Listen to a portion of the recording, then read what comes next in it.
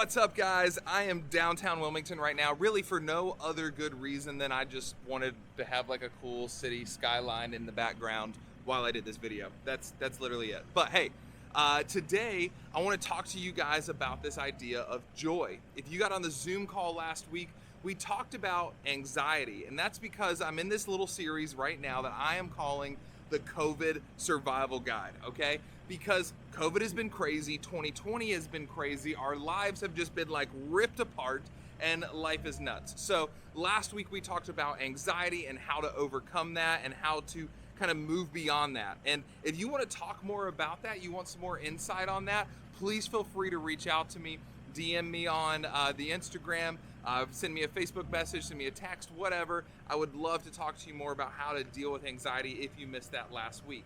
But this week, I want to talk to you about this idea of joy.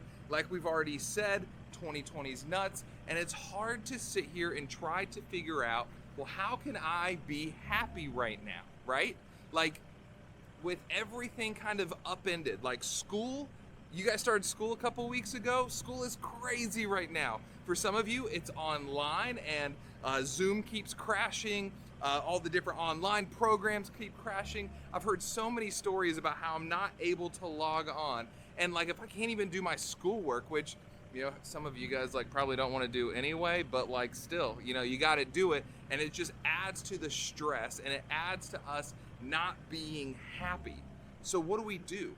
How do we fix that? How do we overcome this? And how do we find joy in the middle of all of this craziness? Okay? So that's what I want to talk with you guys about today. Today I've got two simple verses from the book of James. The book of James is really cool and really special to me because it comes from the brother of Jesus. If you didn't know that before, Jesus had other brothers and sisters, all right? So we know that Jesus was this whole immaculate conception, the virgin birth from Mary, but after Jesus, Mary and Joseph were married and they had other babies, and James is one of those. He is Jesus's little brother, okay? And he is writing this letter, like telling people about what it means to live this Christ-like life.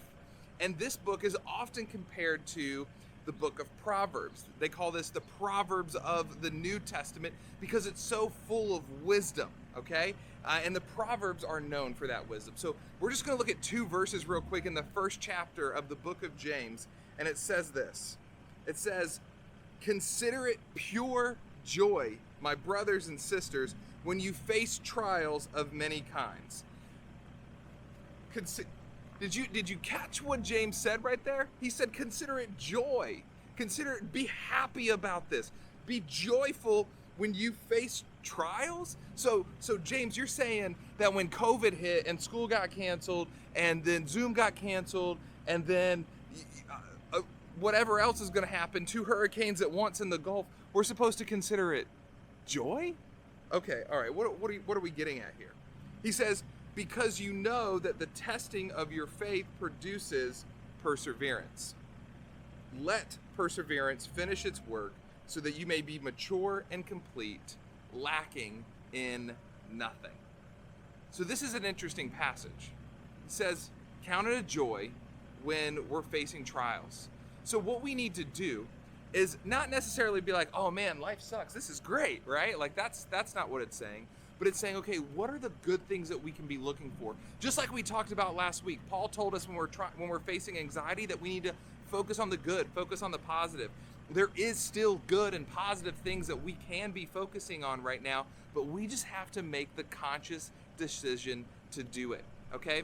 And what ultimately happens as we're dealing with trials, as we're dealing with hardships in life, we are becoming more and more mature in our faith because it's forcing us to rely more and more on our relationship with Jesus.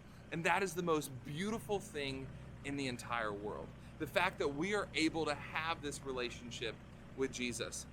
Last week I talked about this idea that we can run to God with everything, okay? A lot of times, like when we find ourselves like falling into sin and stuff like that, we tend to run away from God. But what a relationship with Jesus actually looks like is us running to him, okay? And you guys are gonna hear me say this a lot, so go ahead and get used to it. Go ahead and pound this idea into your head that we need to be running to God. So when we're facing trials and life is crazy, we need to be running it to Jesus and being like, Jesus, life is crazy right now. I need your help.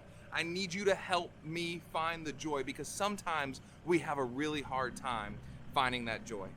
All right, guys, well, I don't want to keep you any longer. I want to make this short and sweet, but I hope that you guys are able to take these 2 verses and understand that you can find joy, and that joy starts with a relationship with Jesus. I hope you guys have a great rest of your week, and make sure you're keeping an eye out here on Instagram, on Facebook, through your parents' emails, all that, because we have some awesome stuff coming up this week, and I look forward to seeing you at every single one of those events. I'll catch you guys later.